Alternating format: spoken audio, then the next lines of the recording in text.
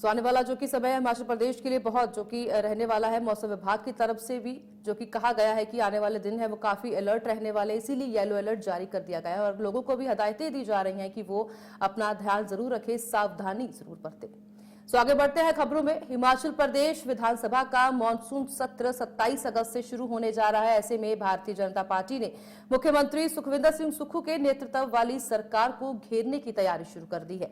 नेता प्रतिपक्ष जयराम ठाकुर ने सुक्खू सरकार पर हमला बोलते हुए कहा कि इन दिनों राज्य में हालात बेहद खराब बने हुए हैं। सत्ता में आने से पहले कांग्रेस ने 5 लाख रोजगार देने का वादा किया था।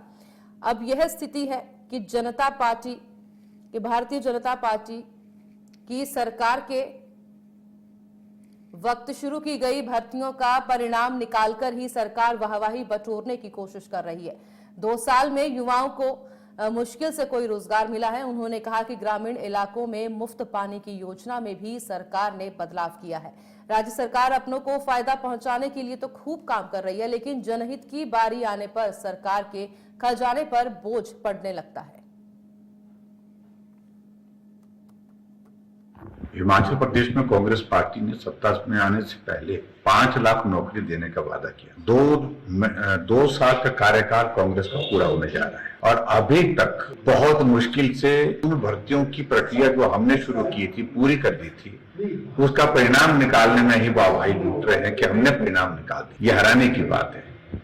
जहां तक फिजिकल टीचर की बात कर रहे हैं आप, उनकी मांग है, वर्षों से मांग है, उन्हें ट्रेनिंग करके रखी है, नियुक्ति के लिए कह रहे हैं, चाहे नियुक्ति उनकी कॉन्ट्रैक्चुअल हो, लेकिन पोस्टों की क्रिएशन के साथ साथ में स्थायी नौकरी का प्रावधान हो। लेकिन मुझे बहुत हैरानी हो रही है कि आउटसोर्स पर उनको नौकरी देने की बात कह रहे हैं और इसमें भी ईमानदारी नहीं है। इस बात को मैं बड़ा साफ कहना चाह रहा हूँ। और हिमाचल प्रदेश में सचमुच में बहुत दुर्भाग्य है कि बेरोजगारी की जो संख्या जिस प्रकार से बढ़ती जा रही है और सरकार ने जिस प्रकार के वादे किए हैं कि हम सत्ता में आकर के नौकरी देंगे, वो नौजवान अपने आप को बहुत ठगा महसूस कर रहे हैं। और वर्तमान सरकार आज की तारीख में हम देख रहे हैं कि किसी को रोजगार देने की स्थिति में नहीं है। जो इनके नजदीक हैं, जो इनके खास हैं, उनको ही कैबिनेट के दर्जे के साथ नौकरी दी जा रही है। देखिए, आम आदमी की तो कमर टूट गई है। एक के बाद एक महीने सरकार बनने के बाद इनने डीजल की कीमत 7 रुपए प्रति लीटर के हिसाब से बढ़ा दी, बसों के किराए बढ़ा दिए और इसके अलावा कोई चीज ऐसी नहीं है जिसमें इनने बढ़ोतरी नहीं की। बिजली की दरें बढ़ा दी, 125 यूनिट बिजली फ्री देते थे, अब उस पर वो भी समाप्त कर दी एक तरह से, और बिजली का भी बिल आएगा।